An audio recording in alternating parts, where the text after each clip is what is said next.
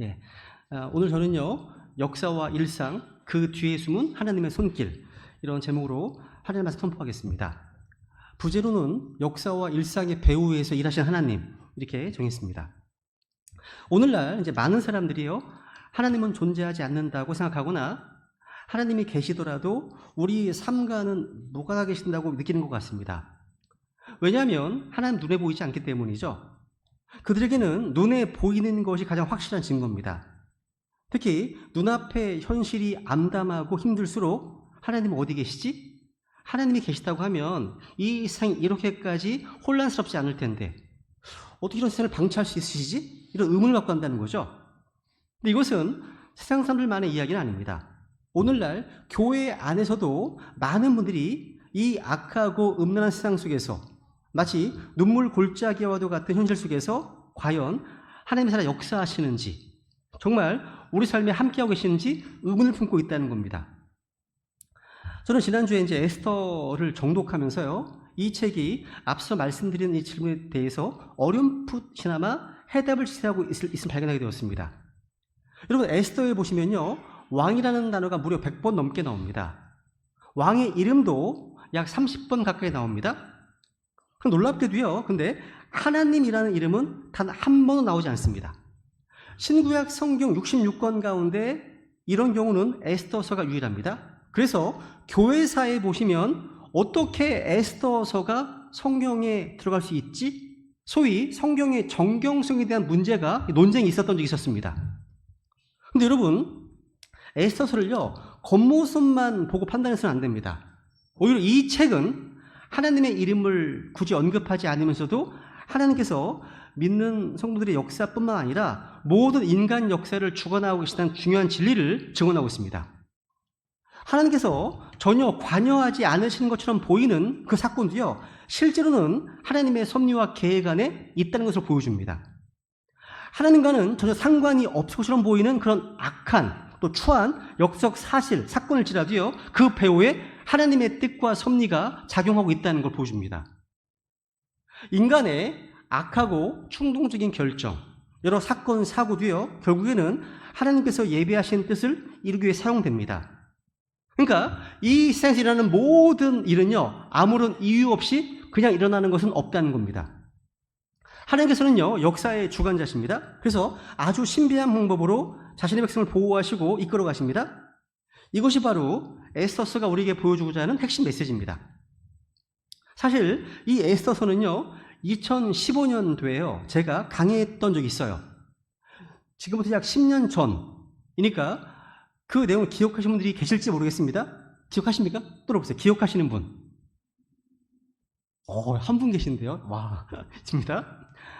제가 오늘부터 다시 지금의 회중들과 상황과 다시 말씀을 준비했습니다. 2015년도에 했던 설교 말씀은요, 유튜브에 올려져 있으니까 필요하신 분들 같이 들으시면 좋겠습니다. 제가 오늘부터 에스더서를 강의한다고 해서 똑같은 대제 똑같이 설교하지 않습니다. 왜냐하면 2015년도의 설교는 그 당시의 청중들에게 그 당시의 시간적 배경 속에서 전해진 말씀이기 때문입니다. 반면에 지금 2024년 9월부터 준비한 이 설교는요, 오늘 제 앞에 성도님들에게 2024년이라는 시간과 공간 속에서 전하는 말씀이기 때문이죠. 설교는요, 누군가 이야기한 것처럼 이 성경의 말씀을 오늘날 우리가 살고 있는 이 시대의 청중들에게 다리를 놓는 것이다, 이렇게 얘기했거든요. 맞습니다. 그러니까 같을 수가 없죠. 그죠? 회중이 다르고 시간이 다르고 공간이 다르기 때문입니다. 저는 하나님께서 2024년 마치 정글과 같은 세상을 살아가는 우리 성도님들에게 에스더를 통해서 역사와 우리 인간의 일상 뒤에서 일하신 하나님을 더욱 인식하고 주님을 더욱 신뢰할 수 있기를 원합니다. 에스더서는요, 하나님이 계시지 않는 것처럼 보이는 상황에서도 하나님께서 분명히 살아 역사하시고 특히 하나님의 자녀들의 말과 행동을 통해서 역사를 주관하심을 보여주는 귀한 책입니다. 그럼 오늘 한번 본문 에스더 1장을 보겠습니다. 에스더서의 역사적 배경, 이 시대적 배경은요, 당시 바벨론을 정복하고 근동 지역에서 패권을 잡은 채 200년 동안 세계를 호령했던 페르시아 왕국입니다. 여기 이제 아하수에로 왕이 등장하죠. 이 왕은요, 잔인한 독재자이지만 유능한 독재자로 알려져 있습니다. 페르시아의 전성기를 주도했던 왕이에요. 아수에로. 이건 왕의 이름이 아닙니다. 이집트의 파라오처럼요, 왕을 통칭하는 칭호예요. 이 사람의 본명은 일반 역사에서 말하는 크세르크세스 1세입니다. BC 536년에 유병한 바벨론을 멸망시키고 이스라엘 백성을 해방시킨 유병한 왕 누굽니까? 성경에 이름이 나와요?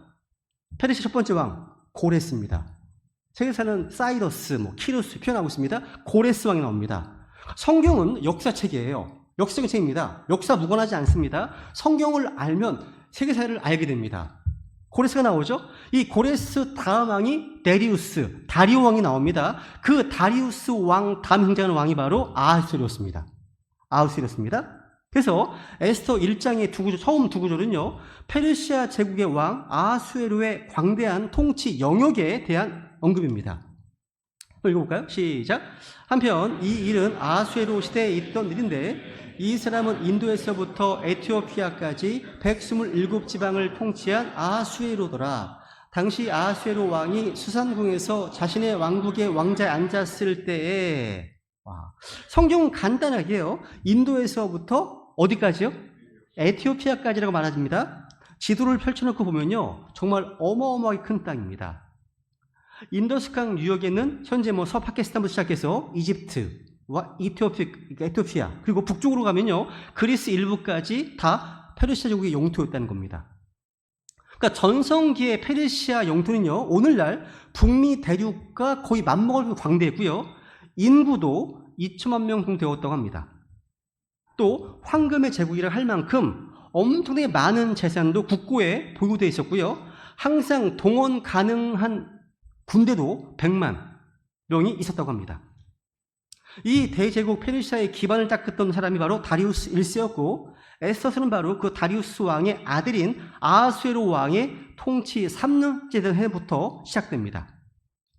다리우스는요, 그 제국을요 20개의 큰 구역으로 나눠 통치했는데, 아하수에로 왕은요 그것을 보다도 세분화해서 127개의 지방으로 나누어 각 지방마다 총독을 두어서 다스렸습니다. 그러니까 아하수에로 왕은요 행정 능력이 상당히 치밀했던 사람이었던 것 같습니다. 에스더서는요 이 아하수에로 왕의 통치 전반기에 해당하는 주전 482년부터 473년까지 약 10년 동안 일어난 일을 다루고 있습니다. 그런데 오늘 1장에 보니까요, 아하수에로 왕의 성대한 잔치가 나와요. 잔치. 에스더서는요 페르시아의 수산궁에서 열린 한 잔치에서 시작합니다. 에스더서를 읽어보시면 아시겠지만 아주 독특한 한 가지가 있어요. 잔치, 잔치, 잔치, 잔치. 잔치가 아주 많이 등장한다는 거예요. 시작부터 잔치 이야기예요. 이 왕은 재위 3년에 수산궁에서 자신의 왕국을 통치하는 모든 권력자들, 신하들을 한꺼번에 초청을 해서요 180일 동안 무려 6개월 동안 엄청난 잔치를 베풀었습니다. 그래서 역사 기록에 따르면요 이때 초청된 인원은 1만 5천 명 달했다고 합니다. 그리고 페르시아 전역의 통치자들을 차례차례로 초청한 잔치였다고 하는데요, 한번 상상해 보세요. 이 정도 되는 귀빈들을 6개월 가까이 술과 최고급 음식으로 대접하며 숙박시킨다? 여기는 엄청난 국가 예산이 들어갔을 겁니다. 그냥 한번 먹고 마시자는 식의 여흥으로 보기에 너무 추억이 크다는 거죠. 왜 이런 엄청난 잔치를 벌였을까요? 성경에는 나와 있지 않지만요, 고대 역사가들 기록에 보니까요, 이 엄청난 잔치 전에는요 아하수에로 왕의 무서운 야심이 도사리고 있었습니다. 막강한 대국을 이루었던 페르시아지만요 왕의 욕심이 끝이 없습니다. 세계를 제패하기 위해서는요 바다 건너 그리스를요 무릎 꿇어야 하거든요. 이게 중요합니다. 그래서 여러분, BC 490년 아하수에로 왕의 아버지 다리우스 1세가요 대군을 거느리고 그리스를 침공했습니다. 그런데 마라톤 전투에서 참패하고 돌아와 있습니다. 이 패배의 울분을 삼키며 재기를 준비하던 다리우스 1세는요 몇 년 못 가서 병으로 세상을 떠났습니다. 그 뒤를 이어서 왕위를 계승한 아하수에로는요 아버지의 원수를 갚고 페르시아를 세계 제국으로 만들기 위해서 그리스를 다시 침공하기로 결심한 거예요. 아하수에로는요, 막대한 대군을 수천 척의 함대에 실어서 그리스를 완전히 무너뜨리고 그들이 다시는 페르시아에 대항할 생각조차 하지 못하게 하겠다 결심하고 준비를 시작했습니다. 이를 위해서 페르시아 전역의 모든 통치자들, 권력자들, 고위공직자들, 재벌들을 다 소집해서 전쟁의 목적을 전달하고 각자가 동원할 수 있는 최대한의 병력과 물자를 전쟁에 내어놓게 하기 위해서 초대한 거예요. 그런 상황이라는 거죠. 그런데 사실 이것은요, 나라의 고위층들에게는 엄청난 희생을 요구한 일이었습니다. 이것을 단순히 강압적인 명령으로만 안 된다는 것을 왕은 잘 알고 있었던 거죠. 그래서 왕의 궁전으로 정중히 초대해서 풍성하고 화려한 잔치를 베풀면서 이들의 마음을 달래고요. 한편으로 왕궁과 군대의 위험을 보여서 왕의 권위에 대해서 순수히 복종하게 하는 의도를 가지고 있었던 겁니다. 그래서 이렇게 준비하는 데만 무려 6개월이 걸렸고요. 이래서 왕은요, 그 제국의 부요함과 위험을 널리 알리려 했다는 겁니다. 한번 생각해 보세요. 잔치에 참석한 사람들은요, 야, 내가 이렇게 호화로운 왕의 잔치에 초대만 이런 뜻을 받다니, 야, 나 이건 정말 인정받았구나. 이런. 그래서 이 자리를 지키기 위해서라면 뭐든지 해야 되겠다. 이런 생각을 하게끔 만들었다는 겁니다. 왕은요, 자신이 교만했기 때문에 다른 사람의 교만을 어떻게 자극할 수 있는지 알고 있었던 겁니다. 그렇게 고위층을 위한 180일 동안의 엄청난 잔치가 끝난 뒤에 나머지 이제 일반 백성들의 마음을 사로잡기 위해서 또 7일간의 국가적 잔치를 열었습니다. 보면 5절에 보세요. 5절 시작. 이 날들이 끝남에 온 백성을 위해 왕국의 정원들에서 1일 동안 잔치를 베풀었는데, 와, 이걸 보면요, 저는 이 아하수에로 왕이 참 머리가 비상한 사람이 생각합니다. 여러분, 아무리 힘없는 백성이지만 180일이나 긴 시간 동안 높으신 양반들끼리만 화려한 잔치를 벌인다면 백성들의 심기가 편할 리가 없죠. 다 자기들이 노동해서 수확한 곡식과 술을 가지고 여는 잔치 아닙니까? 그죠? 국가의 운명을 걸고 전쟁을 치르려면요, 고위층뿐만 아니라 실제 군사로 출정을 하고 세금을 낼 백성들의 마음까지 사로잡아야 했습니다. 그래서 왕은 왕실의 창고를 열고 최고급 포도주와 음식을 내놓고 갖가지 화려한 장식들로 어떤 잔치 장소를 바꾸면서 백성들을 위로했다는 거죠. 순진한 백성들은요, 이런 왕의 파격적인 은혜에 환감했겠죠. 그죠? 황송하고 감격했을 겁니다. 그리고 먹고 마시고 기뻐했을 겁니다. 근데 그것은 사실 다가올 엄청난 전쟁을 위한 일종의 뇌물이었던 겁니다. 7일간의 잔치로 마음을 얻은 이 왕은요, 이제 그들의 목숨과 재물 그리고 노동력을 거침없이 요구할 것이었습니다. 이것이 뭡니까? 바로 세상 권력의 실체입니다. 권력은 철저하게 우리를 이용하려고 합니다. 그리고 그 목적을 달성하기 위해서 우리에게도 마약과도 같은 달콤함을 먼저 맛보게 합니다. 권력자들이나 유명한 사람들이 모이는 화려한 모임은요, 겉으로는 좋아 보일지 모르지만 그 이면에는 무서운 권력 게임, 파워 게임과 술수가 저변에 흐르고 있는 겁니다. 사람들은요, 불나방처럼 권력자에게 몰려가고 그들에게 줄을 서려고 하지만 그 권력들이 얼마나 무서운 존재인지를 모르겠게 이렇게 행동하는 겁니다. 그들은 자신이 준 것만큼 반드시 그 이상을 돌려받을 걸 요구합니다. 그리고 한번 같이 식사하고 사진 찍고 악수하는 대가가 얼마나 큰지는요, 두고 보면 압니다. 그들과 관계가 조금 있다고 해서 마치 내가 뭐라도 됐냐 착각해서는 안 된다는 거죠. 물론 세상 권력도요, 하나님께서 허락하신 것이기 때문에 함부로 무시해서는 안 됩니다. 그렇다고 그 권력에 대한 환상하셔서 안 됩니다. 그것은 인간의 죄성이 만든 세상 권력의 한계입니다. 이게요. 아하수에로 왕도요, 제국의 위험에 스스로 도취되어서 엄청난 잔치를 벌이면서 전쟁을 준비했습니다. 근데 결국 아하수에로 왕도 얼마 지나지 않아서 아버지와 마찬가지로 똑같은 패배를 맛보게 됩니다. BC 480년 페르시아 해군은요, 살라미스 해전에서 비참하게 그리스 3대에게요, 거의 전멸에 가까운 패배를 당합니다. 그 후 1년 뒤에는요, 육지에서의 전투에서도 비참하게 패배해서 그리스 정벌의 야망은 허무하게 무너지고 말았습니다. 역사에 나오는 얘기입니다. 다 이것이요. 그래서 이때 수십만 명에 달하는 아까운 목숨만 잃고 만 거예요. 성경이 이렇게 말씀하고 있죠? 읽어볼까요? 시작. 멸망에 앞서 교만이 나가며 넘어짐에 앞서 거만한 영이 있느니라. 아하수에로 왕이 교만했기 때문에 망한 겁니다. 이집트의 파라오도 이스라엘 백성이 출애굽을 막다가 10가지 대항을 당했고 수많은 병사들이 홍해에서 수장되고 말았습니다. 바벨론의 느부갓네살 왕 역시 교만하다가 하나님의 징계를 받아서 7년 동안 소처럼 풀을 먹으면서 짐승처럼 살아야 했습니다. 사도행전의 헤롯은요, 교만하다가 하나님께서 치시니까 벌레 먹혀 죽고 말았죠. 이처럼 교만은 결국 파멸을 가져옵니다. 이것이 바로 아하스웨로 왕이 베푼 세상 잔치의 실체입니다. 저는 이 잔치가요, 요한복음 2장에 나오는 우리 주님께서 함께 하신 가나의 혼인잔치, 자연의 대비가 되더라고요. 가나의 혼인잔치에는 포도즙이 떨어졌습니다. 잔치집에서 포도즙이 떨어지다니 이거 난감한 상황이잖아요. 근데 예수님은 물을 포도즙으로 만드시는 기적을 베푸셨습니다. 어떻게 되었습니까? 잔치집에 모인 하객들이 처음에는 인간이 만든 포도즙을 마시며 즐거워하다가 잔치가 끝나갈 무렵에는 예수님이 만드신 더 좋은 기적의 포도즙을 맛보고 놀라워했습니다. 그죠? 이것을 우리의 삶에 적용해 보면 예수님께서 함께 하시는 인생은요, 가나의 혼인잔치와 같습니다.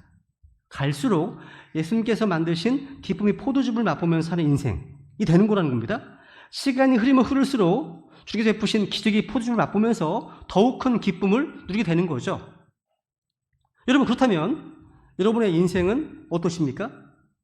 이전보다 더 복되고 풍성한 삶을 살고 계십니까?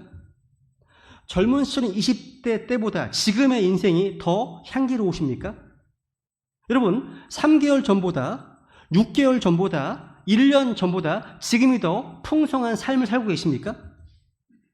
우리의 삶이 이전보다 더 풍성해지고 향기로워지셨다면 앞으로는 얼마나 더 풍성해질까요? 주님께서 함께 하시는 잔치는 이와 같습니다. 저는 확신합니다. 우리 인생은 갈수록 더 좋아질 거예요. 주님께서 함께 하시기 때문에 더 그렇게 될 줄 믿습니다. 갈수록 주님께서 베푸시는 그 기적의 포도즙을 맛보는 기쁨, 그 잔치가 충만한 인생을 좀 있는 거로 믿습니다. 그런데 반대로 예수님이 없는 인생은요, 갈수록 죽음을 향해 갈 뿐입니다. 여러분, 우리 인간은요, 결코 인간을 다스릴 자격도 능력도 없습니다. 우리는 모든 이름 위에 뛰어난 하나님의 권위에 순종할 뿐이죠. 우리의 권위는요, 하나님께서 위임해 주신 거예요. 하나님께서 허락해 주신 권위일 뿐입니다. 그 권위를 맡고 있는 동안 우리는 항상 겸손해야 됩니다. 내게 돈이 있다고 해서, 내게 권력이 있다고 해서, 내가 인기가 있다고 해서 착각하면 안 됩니다. 영원한 우리의 왕 예수님은 아하수에로와 너무나 다르신 분이십니다. 여러분, 아하수에로 왕은요, 화려한 왕궁과 풍성한 음식으로 산의 진미를 가지고 자신의 위엄을 자랑했지만, 예수님은요, 하나님의 아들이시면서 구유에 태어나셨고 겸손하게 우리를 섬겨주셨습니다. 아하수에로 왕은요, 화려한 잔치로 사람들의 눈을 속이고 결국 백성들을 죽음으로 몰고 갔지만, 예수님은 우리를 영원한 천국 잔치로 인도하시기 위해서 우리를 대신해서 십자가에 피 흘려 죽으셨습니다. 아하수에로 왕은요, 자기 백성들에게 자기를 위해 죽으라고 하는데, 예수님은 자신의 백성들을 위해서 자기 생명을 내어놓으셨습니다. 여러분, 주님보다 더 좋은 분은 없습니다. 여러분, 주님보다 더 멋지고 아름다운 왕은 없는 거죠. 여러분, 이 화려한 잔치의 끝부분에 뜻밖의 사건이 일어납니다. 예레미야 석상에서요, 포도주로 마음이 즐거워졌던 왕은요, 많은 신하와 백성들 앞에서 왕후 와스디의 미모를 자랑하고 싶은 마음에 시종자들을 보내서 그들을 데려오겠습니다. 한번 보세요. 한번 읽어볼까요? 시작. 왕부 와시드도 아하수로 왕에게 속한 왕의 집에서 여인들을 위해 잔치를 베풀었더라. 7째 날에 왕의 마음이 포도주로 인해 즐거워졌을 때 그다음 명령하여 왕비의 간을 쓴 왕비 와스디를 왕 앞으로 데려다가 그녀의 아리따움을 백성과 통치자들에게 보여주게 하였으니 이는 그녀가 보기에 아름다웠기 때문이더라. 여기 보시면 왕의 마음이 포도주로 인해 즐거워졌을 때라고 되어 있습니다. 소위 말하는 술기운이죠. 술기운입니다. 여러분, 포도주는요, 사람의 마음을 즐겁게 하는 기능이 있습니다. 그래서 스가랴 10장 7절 시작.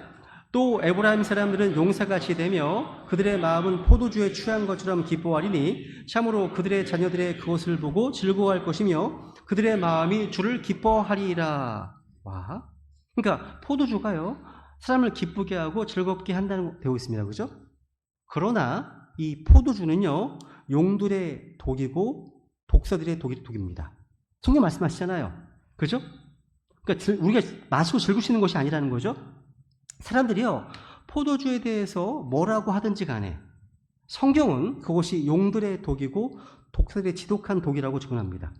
이게 뭐 300년 된 포도주야 뭐 이런 고급 이런 거 다 이렇게 얘기한다. 그건 다 뭐라는 겁니까? 독이에요. 독. 따라해보세요. 술은 독이다. 술 먹으면 죽는다. 하나님 말씀이 제 얘기가 아니에요. 술은 독이라고 말씀하시잖아요. 그죠? 사실 지금 이때요 왕후 와스테디요 9절에 보시면 아까 뭐하고 있었습니까? 여인들을 위해서 따로 잔치를 베풀고 있었습니다. 여러분 고대 페르시아에서는요 특별한 경우가 아니면 부부가 동석해서 연애를 갖지 않았다고 합니다.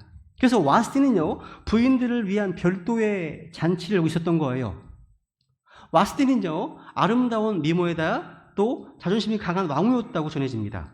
그런데 포도주로 마음이 즐거워진 왕이 술김에 왕후를 그 자리로 불러낸 거예요. 술에 취한 남자들이 잔뜩 있는 연애 자리로 아내를 불러낸 것은 분명 왕의 실책이었습니다. 당시 페르시아의 관례로는요 그러한 자리에는 기생이나 노예들을 불렀지 남편이 있는 부인이 나타나서는 안 되었다고 합니다. 만약 왕이 술에 취해서 분별력을 잃지 않았다면 이런 경우는 절대 하지 않았을 겁니다. 그런데 자신의 권세와 영광을 자랑하고 싶은 오만한 마음에다가 술까지 취한 아하스웨로 왕은요 실수를 저지르기에 딱 좋은 상황이었다는 거죠. 잠언 20장 1절 읽어볼까요? 시작. 포도주는 조롱하게 하는 것이요 독주는 날뛰게 하는 것이므로 누구든지 그것들에 의해 속는 자는 지혜롭지 아니하리라. 이게 뭐예요? 술의 기능이에요. 조롱하게 한다, 날뛰게 한다. 그죠? 술에 속는 자는 지혜롭지 못합니다. 여러분 사람들이 짓는 대부분의 죄가요 술과 연관되어 있잖아요. 그죠? 폭력과 음행은 다 술과 밀접한 관련이 있습니다. 포도주를 취하게 하고 벗게 하고 이런 말씀 나오잖아요. 다 사람들은요 본인이 죄를 짓고 나서 이런 얘기 하잖아요. 아 내가 술을 마셔서 정신없어 그랬다고 술을 마셔서 그랬다고 술 때문에 실수했다고 그게 술이 문제라고 이런 말 하지 않습니까? 그죠? 야, 변명하는 겁니다. 여러분 술집에서 일어나는 일 중에 건전한 일은 거의 없습니다. 잠언 23, 31절 시작. 너는 포도주가 붉거나 잔에서 제비가를 내거나 스스로 똑바로 움직일 때 그것을 바라보지 말라. 야, 바라보지 말랍니다. 아이, 조금 마셔도 돼. 취하지 않을 만큼 마셔. 이런 얘기잖아요. 뭐예요 다? 속으시면 안 돼요. 속는 겁니다. 이 말씀을 듣고 계신 분들 가운데 아직 술을 못 끊고 있는 사람이 계십니까? 여러분 술처럼 사람의 분별력을 빼앗아가는 것은 없습니다. 특히 지도자들에게 이 술 때문에 분별력을 잃는 것은 치명적인 거예요. 그래서 뭐 우리나라를 비꼬아서 어떤 신문에 대한민국은 룸살룸 공화국이다 이런 말 나오잖아요. 신문에 나오긴 하잖아요. 치명적인 겁니다. 아하스웨로 왕도요 술에 취해서 기분이 좋아진 탓에 큰 실수를 저질렀습니다. 노아도 하나님 보시기에 의인이라고 불리는 사람이었지만 포도주를 마시고 취함으로 죄를 지었죠. 롯도 소돔에서 구원받았지만 딸들이 주는 포도주에 취해서 음행을 저질렀습니다. 이런 예는요 성경뿐만 아니라 정치, 역사에 수두룩합니다. 자존심 강한 왕은요 이 와스티는 자신이 문 남성의 눈요깃감이 된 것 같아서 모멸감을 느꼈을 겁니다. 이에 그녀는 단호히 왕의 명령을 거절했습니다. 신하들 앞에서 왕에게 거절당한 왕은 자기 잘못을 생각하지 않고 불같이 진노했습니다. 여러분 대제국의 절대 군주로서 자기에겐 불가능이 없다 생각했는데 이 연애 자리에서 부인에게 거절당하니까 이 왕이 분노에 휩싸여서 통제를 못합니다. 그래서 잠언 16장에 보세요. 32절 시작. 분노하기를 더디하는 자는 용사보다 낫고 자기 영을 다스리는 자는 도시를 취하는 자보다 나으니라. 아하스웨로 왕은요 광대한 땅을 통치하는 왕이었음에도 불구하고 정작 자기 영은 다스리지 못했습니다. 교만한 자의 특징은요, 누군가에게 거절당했을 때 그걸 쉽게 받아들이지 못하고 분노한다는 겁니다. 교만한 사람은 상대의 거절을 견디지 못합니다. 화를 낸다는 거죠. 거절당할 만한 이유가 있었을 것이라고 좀 자신을 돌아보기는커녕 상대에게 화풀이만 한다는 거죠. 다시 한번 아하수에로 왕과 예수님을 비교해 보세요. 한번. 나는 마음이 온유하고 겸손하니 너희 위에 내 멍에를 메고 내게 배우라. 나는 마음이 온유하고 겸손하다. 주님께서는 어떤 고난과 역경에서도 감정이 폭발하지 않으셨습니다. 곤욕을 당하고 괴로움을 당할 때도요, 그 입을 열지 않으셨습니다. 마치 돌상으로 끌려가는 어린 양과 털강자 앞에서 잠자는 양같이 입을 열지 않으셨습니다. 그러니까 왕들의 왕이신 예수님은 사람들이 수없이 거절당하고 배척당할수 불구하고 묵묵히 자기 길을 걸어가셨습니다. 다르죠, 그죠? 이렇게 교만해서 분별력을 잃어버린 이 아하수로 인해서 이제 왕후가 폐위됩니다. 왕은요, 바로 복수의 칼을 빼들었습니다. 왕은요, 때리라는 지혜자들에게 자문을 구하는데요. 보세요, 한번 13절. 시작. 그때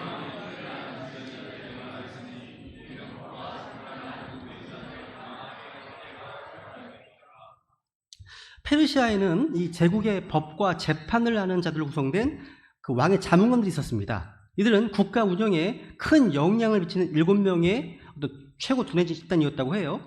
여기서 말하는 와이즈맨, 지혜자들, 바로 이런 자를 가리킵니다. 왕은 화가 머리끝까지 나 있었지만 왕후의 문제이기 때문에 감정적으로만 처리할 수 없었기 때문에 관리에 따라서 조언을 요청한 거예요. 그런데 이들 지혜자들은 이미 자존심이 강하고 포악한 성정의 왕이 마음속으로 어떤 결론을 내렸는지 알고 있습니다. 왕이 어떤 대답을 원하는지 충분히 짐작하고 있었기 때문에 왕의 뜻을 거스른다? 이거 조언을 한다? 이건 자살이나 다름없었습니다. 그래서 이들이 할 일은 뭐예요? 왕이 원하는 대로 명분과 모양새를 갖춰주는 것이었습니다. 그들 중 가장 눈치가 빠른 무무관이라는 사람이 나와서 분노한 왕의 비위에 맞추는 아주 기가 막힌 명분을 만들었습니다. 뭐예요? 무슨 얘기합니까? 왕이시여, 이렇게 남편의 말을 무시하는 왕후를 그냥 놔두면 온 나라의 여자들이 남편의 권위를 우습게 알 것이니까 당장 왕후의 자리를 폐하셔야 됩니다. 그러면 모든 제국의 여인들이 남편을 두려워하게 되고 나라의 질서가 잡힐 것이라고. 저 한편 생각해보니까 좀 웃긴 거예요, 이게요. 그러니까 뭐예요? 왕과 왕후의 문제는 단순한 부부간의 불화가 아닌 국가 전체의 질서를 붕괴시킬 만한 아주 큰 사건으로, 중대한 사건으로 다뤄야 한다는 거거든요, 지금 내용이. 이건 좀 지나친 비약 같습니다. 평소 와스티가 남편에게 불순종하거나 멸시해왔다는 기록이 안 나와요. 없습니다. 단순히 술에 취한 왕이 해서는 안 되는 요구를 하니까, 아내가 거절한 것 뿐이거든요. 그런데 신하들에 의해서 작은 일이 갑자기 큰 일로 확대되고 있습니다. 그러니까 왕의 실수는 완전히 무시되고요. 왕후가 왕명을 거절한 부분만 부각되어서 이를 남편의 권위에 대한 도전으로만 해석한 거예요. 이거 보면 결국 지식이라는 것도 어떤 마음으로 사용하느냐에 따라서 이렇게 오용될 수 있구나. 자존심에 큰 상처를 입은 오만한 절대 권력자 아하수르 왕에게 이 문무관의 의견은요, 그야말로 마음에 쏙 드는 것이었습니다. 한번 읽어보세요. 이런 내용입니다. 시작. 문무관이 왕과 통치자들 앞에서 대답하되 왕비 와스티가 왕께만 잘못을 범한 것이 아니라 아하수르 왕의 모든 지방에 있는 모든 통치자들과 모든 백성들에게도 잘못을 범하였나이다. 왕비가 행한 일, 곧 아하수르 왕이 명령하여 왕비 와스티를 왕 앞으로 오게 하였으나 라는 일이 모든 여인들에게 널리 퍼져 알려지면 그들이 자기 눈앞에서 자기 남편을 멸시하리이다. 그러니까 문무관은요, 왕비가 왕명을 거역하고 왕 앞에 오지 않는 문제를요, 제국 내 모든 여자들에게 나쁜 본이 될 수 있기 때문에 처벌해야 된다 주장한 겁니다. 그들이 자기 눈앞에서 자기 남편을 멸시하리이다. 무슨 얘기예요? 제국의 퍼스트 레이디가 한 행동은 여자들에 따르는 본이 되기 때문에 용납해서 안 된다는 얘기예요. 맞죠? 틀린 말은 아니죠. 아내는 남편에게 복종해야 됩니다. 남편을 존경해야 되고요. 또 순종해야 됩니다. 이거 문무관의 주장입니다. 이것만 딱 보면요, 이 내용은 신약 성경의 가르침과 정확히 일치하죠. 일치합니다. 여기서 왕비의 불순종, 왕비의 거역은 왕실 잔치 기간에 너무나 많은 사람들 앞에서 행해진 일이기 때문에 공개적으로. 그래서 문무관은요, 왕에게 왕비 와스디가 남편을 멸시했고 이 일은 제국의 모든 여인들에게 영향을 미쳐서 자기 남편을 멸시하는 본이 될 수 있음을 말하면서 탄핵을 주장한 거예요. 그런 내용이라는 거죠. 그런데 사실 저는 제 개인적으로는요, 아무리 왕이 진노에 있었다 하더라도요, 이거 분명 살이 어긋난 일이었기 때문에 신하들이 목숨을 걸고 지혜롭게 왕후를 변호했더라면 왕의 분노를 누그러뜨릴 수도 있었을 겁니다. 이렇게까지 크게 확대될 일이 아니었다는 얘기죠.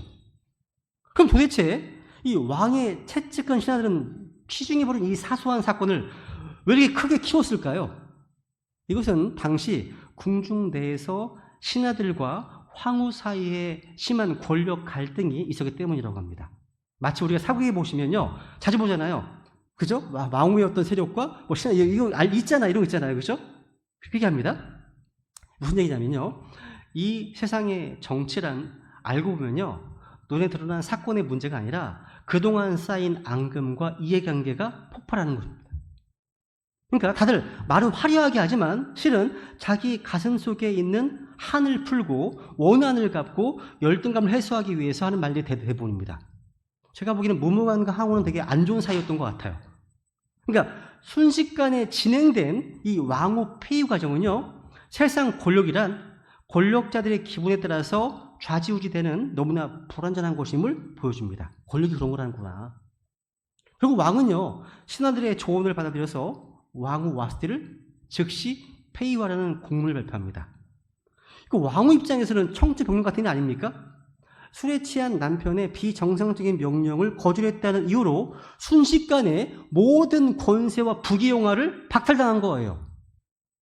그리고 와스티는 자기에게 내려진 조치에 항변을 끼칠 기회조차 얻지 못한 채 순식간에요, 쫓겨났습니다. 왕궁에서. 주위에 그렇게 많던 시녀들과 아부하던 사람들이 다 사라져버렸습니다. 이게 얼마나 허무합니까? 그죠? 이렇게 이해할 수 없는 억울한 이유로 하루아침에 바닥을 추락한 겁니다. 이게 세상 권력이에요. 그죠? 그러니까 세상 권력만 믿고 사는 것은 어리석은 일이라는 겁니다. 그래서 우리는 눈에 보이는 세상의 힘인 자들에게 줄 서려고 하지 말고 오직 우리 하나님만 의지하며 살아야 한다는 겁니다. 결국 이 사건 때문에 와스티는 폐위되고 말았습니다. 한순간에 모든 걸 잃고 추락하고 만 거죠. 이렇게 세상 권력과 명예가 허무한 거예요. 그리고 그렇게 해서 공백이 된 왕후의 자리를 누가 채우는 겁니까? 주인공 에스더가 그 자리를 메우게 되는 거예요. 그러니까 이렇게 악하고 혼란스러운 역사 뒤에 하나님의 섭리가 있다는 게 에스더의 책입니다. 그 내용이에요. 그래서 에스더 2장의 이후의 이야기를 보시면 이때부터 약 10년 뒤에 페르시아 제국 내 유대인들은 악한 권력자 하만의 음모에 의해서 멸망당할 위기에 처하죠. 그런데 하만의 음모가 있기 전에 이미 왕후 와스티의 폐위로 말미암아 하나님을 사랑하는 유대인 처녀 에스더가 새로운 왕으로 간택됩니다. 그리고 그 에스더로 인해서 멸망의 위기에 처한 디아스포라 유대인 모두가 구원받는 엄청난 드라마가 펼쳐집니다. 이 에스더의 내용이거든요. 그러니까 모든 유대인의 어떤 운명이 결정되는 사건이 예루살렘이 아닌 이방 땅 페르시아 지역의 수산궁에서 벌어졌다는 겁니다. 여러분, 하나님의 선하신 계획은 언제나 사탄의 악한 계획보다 앞서가십니다. 하나님은 아시기 때문에. 그래서 에스더 1장은요, 하나님의 놀라운 구속의 드라마를 위해서 하나님께서 페르시아 권력 최고 심령부의 역사를 어떻게 준비하셨는가를 보여주는 겁니다. 이런 어떤 관점이 없이 말씀을 읽으면 혼란스럽습니다. 세상 제국 왕실의 화려한 잔치, 술에 취한 절대 권력자의 몰상식한 요구, 자존심 강한 왕후의 거절, 그리고 사악한 신하들의 그릇된 중재, 이로 인해서 이루어진 왕후의 폐위까지. 이 모든 일들이 반나절도 되지 않은 짧은 시간에 일어났습니다. 막장 드라마죠. 그죠? 이 모든 혼란스러운 세상 권리 심장부에서 벌어진 일들은요, 하나님의 크신 섭리 안에 있었던 겁니다. 그리스와의 전쟁 준비를 위한 왕의 엄청난 잔치도, 또 많지 않은 왕의 오만함과 분별력을 잃고 저지른 실수도, 또 왕후 와스디의 높은 자존심도, 왕의 불같은 성격도, 왕후와 대신 간의 권력 다툼도 전부 다 에스더를 왕위에 올려서 하나님의 백성을 구원코자 하는 퍼즐의 조각들이었다는 겁니다. 이것이요. 여러분, 쓰레기장에 버려진 물건들을 가지고 세계적인 예술품을 만드는 아티스트 얘기를 읽은 적이 있습니다. 그 내용을요. 마찬가지입니다. 아무리 하찮고 몹쓸 조각이라 할지라도요, 위대한 건축가이신 하나님의 손에 붙잡히면 소중하게 쓰임받게 됩니다. 이렇게 에스더가요, 무대에 등장하기 전에 역사의 주관자이신 하나님께서 놀랍게 에스더가 쓰임받을 수 있는 상황을 미리 준비하셨습니다. 그러니까 하나님께서 그 무대를 만들어 주신 거죠. 하나님께서는요, 우리의 인생도 이렇게 준비하시고 예비하십니다. 우리가 어떤 직장에 들어가기 전에, 어떤 곳에 이사 가기 전에 하나님께서는요, 미리 그곳의 상황을 준비하십니다. 배후에서 먼저 일하신다는 거죠. 그래서 우리가 정말 필요한 때, 필요한 장소에 하나님의 사람으로 쓰임받을 수 있게 하신다는 겁니다. 여러분, 우리의 미래는요, 안개 같아서 아무도 확실하지 않습니다.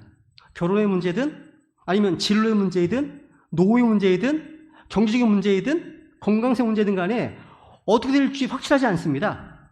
그런데 나를 너무나 잘 아시는 하나님, 신실한 하나님께서 우리가 가장 잘 쓰임받을 수 있도록 우리의 미래를 이모저모 준비할 건 확실합니다. 이거 확실하다는 거죠. 그 때문에 우리는 안심하고 담대하게 미지의 내일로 나아갈 수 있는 거예요. 하나님이 준비하시기 때문에. 세상 역사를 볼 때, 또 내 인생을 바라볼 때 우리는 그런 시각으로 봐야 됩니다. 이제 마무리하겠습니다. 23절 시작. 오 주여, 사람의 길이 사람 자신에게 있지 아니하고 걷는 자의 걸음을 인도하는 것이 걷는 자에게 있지 아니함을 내가 아나이다. 우리가 예수님을 주님이라고 이제 불렀을 때, 그죠? 그분을 주님을 불렀잖아요. 이 주님은 주인님의 준말이죠. 그죠? 따라해보세요. 주님. 주인님. 이제 우리의 인생을 이끌어 가시는 분은 바로 예수님이십니다. 예수님은 임마누엘이시죠. 우리와 함께 하신 하나님이십니다. 눈에 보이지 않으셔도 주님께서는 우리가 어디에 있든지 언제나 우리와 함께 하십니다. 가장 악하고 더러운 세속 권력의 심장부에서도, 또 하나님을 모르는 사람들이 꾸미는 음모 위에도 하나님의 섭리가 주관하고 있습니다. 이것은 바로 하나님의 자녀는 우리를 보호하기 위해서입니다. 그리고 하나님의 복음을 전하고 하나님의 영광을 드러내기 위함이라는 거죠. 그래서 여러분, 나쁜 사람들이 우리를 모함하고 뭔가 예상하지 못한 방향으로 우리 인생을 흔들어가고 우리가 이해할 수 없는 억울한 일들을 당한다고 하더라도 하나님을 믿고 의지하면, 견디면 반드시 그를 통해서 더 좋은 주님의 계획이 이루어질 겁니다. 우리가 에스더서를 묵상한 동안 기억해야 될 유명한 구절이 하나 있습니다. 마지막 구절입니다. 읽습니다. 시작. 우리가 아는 바와 같이 하나님을 사랑하는 자들, 곧 그분의 목적에 따라 부르심 받은 자들에게는 모든 것이 합력하여 선을 이루느니라. 예, 우리 이 시간 하나님이라는 이름이 한 번도 등장하지 않는 에스더서에 하나님의 일하심, 임재하심, 섭리가 충만히 배어있던 것처럼 하나님이 계시지 않는 것 같은 힘들고 어려운 현실 속에서도 우리 하나님 일하고 계십니다. 준비하고 계십니다. 그 배후에서 활발히 역사하고 계십니다. 그럼 우리는 그 하나님을 믿고 찬양하며 평안하고 담대하게 자신 있게 살아가겠다고 결단하시면서 이 시간 주님께 은혜를 구하겠습니다. 기도하시겠습니다.